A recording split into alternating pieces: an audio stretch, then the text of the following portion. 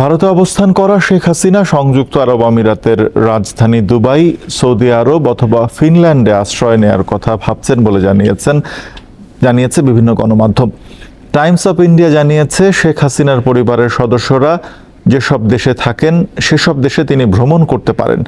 ভারতের এক কূটনীতিক কর্মকর্তা নাম প্রকাশ না করার শর্তে বার্তা সংস্থা রয়টার্সকে জানিয়েছেন, শেখ হাসিনাকে কূটনৈতিকভাবে জানানো হয়েছে ঢাকার পরবর্তী সরকারের সঙ্গে দিল্লির সম্পর্কে নেতিবাচক প্রভাব পড়তে পারে, তাই তার ভারতে অবস্থান সাময়িক হতে হবে, অর্থাৎ ভারতে তিনি স্থায়ীভাবে থাকতে পারছেন না। মঙ্গলবার ভারতের রাজ্যসভা ও লোকসভায় বক্তব্য দেওয়ার সময় পররাষ্ট্রমন্ত্রী এস জয়শঙ্কর বলেন, শেখ হাসিনাকে ভবিষ্যৎ কর্মপন্থা ঠিক করতে আরও কিছুটা সময় দেবে ভারত। নজিরবিহীন গণ আন্দোলনের মুখে প্রধানমন্ত্রীর পদ থেকে ইস্তফা দিয়ে ভারতে পালিয়ে গেছেন শেখ হাসিনা।